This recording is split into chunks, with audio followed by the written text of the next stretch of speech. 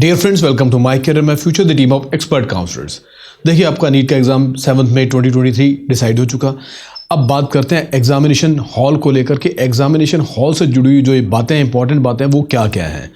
बहुत बार हम वो बातों को पढ़ते हैं, लेकिन पढ़ी हुई बातें कई बार रजिस्टर नहीं होती, और जब उन बातों को हम सुनते हैं तो हमें वो याद रह जाती हैं। तो यही पर्पस है इस वीडियो को बनाने का भी, ताकि जब आप इन बातों को सुनेंगे तो आपके माइंड में वो चीज़ रजिस्टर कर जाएगी। आज के इस वीडियो में हम जिन पॉइंट्स पर बात करने वाले हैं वो पॉइंट्स बहुत इंपॉर्टेंट है, क्योंकि उन पॉइंट्स के साथ साथ मैं आपको जो हमारे प्रीवियस एक्सपीरियंसेस है वो भी शेयर करूंगा कि जिन्होंने इस चीज़ पर लापरवाही बरती थी तो उनके साथ क्या हुआ था। तो इसलिए इस वीडियो को बहुत ध्यान से देखिएगा, बहुत बातों को ध्यान से सुनिएगा।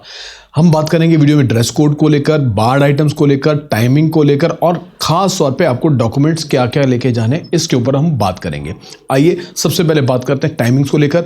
1:30 जो है वो लास्ट पॉइंट है, लास्ट टाइम है एंट्री का। 2 बजे आपका एग्जाम शुरू हो जाएगा।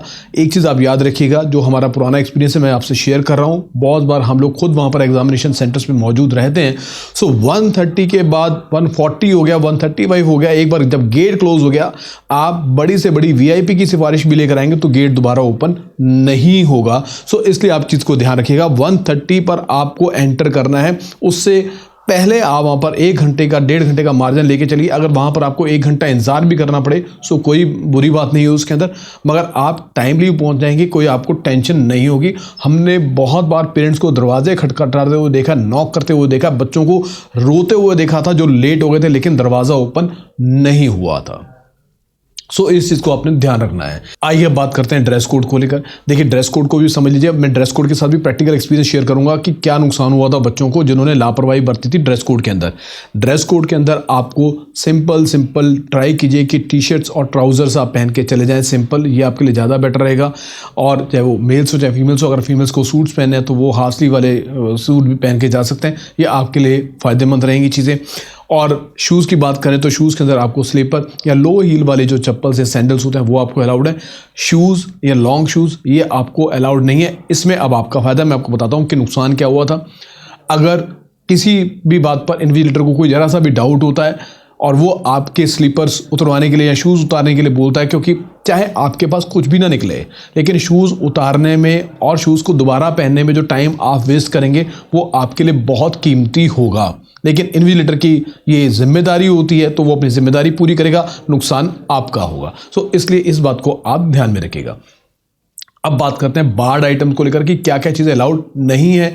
इससे भी मैं आपको बता दूं, बहुत सारे बच्चे जाने अनजाने में वो चीज़ें फिर भी ले जाते हैं, ध्यान नहीं रहता। छोटी छोटी चीज़ें हैं, मैं उन छोटी चीज़ों की बात करूंगा खास तौर पे इस वीडियो में, जो आप भूल जाते हैं। बाकी बड़ी चीज़ें तो याद रहती हैं। बड़ी चीज़ों का मतलब मैं बात करूं, कोई भी आदमी कैलकुलेटर नहीं लेके जाता या कोई इस तरह की डिवाइसेस नहीं लेके जाता, मोबाइल्स वगैरह, ये तो सबको पता होता है। लेकिन जो छोटी आइटम्स है वो भूल जाते हैं। वो मैं आपको बता देता हूँ कि कौन कौन सी छोटी आइटम्स हैं जो आपको नहीं लेके जानी है। For example, geometry box, pencil box, ये आपको अलाउड नहीं है। प्लास्टिक का पाउच जो जनरली गर्ल्स कैरी कर लेती हैं वो आपको अलाउड नहीं है। इसके अलावा वैलेट आपको अलाउड नहीं है, गॉगल्स आपको अलाउड नहीं है, हैंड बैग्स, बेल्ट अक्सर बच्चे जो लड़के जो हैं वो बेल्ट्स पहनते हैं, सो बेल्ट्स अलाउड नहीं है। इस चीज़ का आप ध्यान रखिएगा।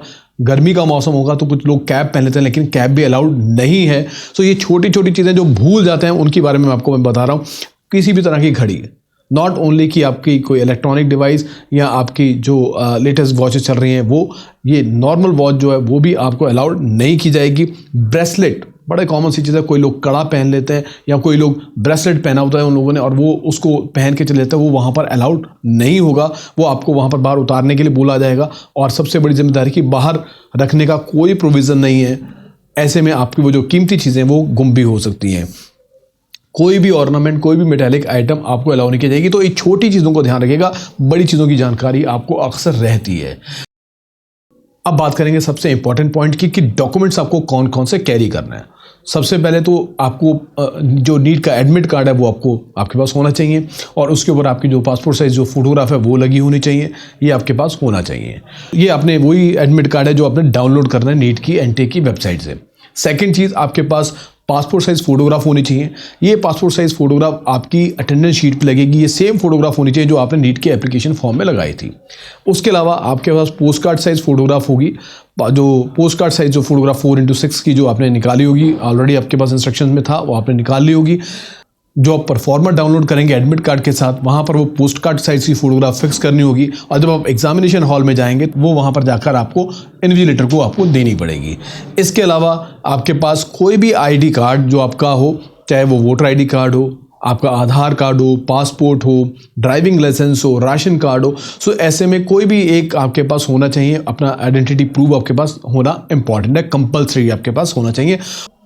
और लास्ट में वो स्टूडेंट जो फिजिकली हैंडीकैप्ड हैं, जिन्होंने एग्जामिनेशन में कोई रिलैक्सेशन के लिए क्लेम किया हुआ फिजिकली चैलेंज स्टूडेंट होने की वजह से, सो आपके पास ऐसा सर्टिफिकेट होना जरूरी है जो कॉम्पिटेंट अथॉरिटी ने आपको इशू किया हो, वो आपके पास होना जरूरी है। सो ये बहुत इंपॉर्टेंट पॉइंट्स है जो आपको ध्यान रखने हैं। इस वीडियो को आप ज़्यादा से ज़्यादा और जो आपके साथी हैं, आपके क्लासमेट्स हैं, उनके साथ भी शेयर कीजिएगा ताकि उनको इस चीज़ के बारे में पता लगे। बार बार इस वीडियो को सुनिएगा, 2-3 बार सुन लीजिएगा ताकि वो बातें याद रह जाएं, कोई बात आप भूलें नहीं, ठीक है।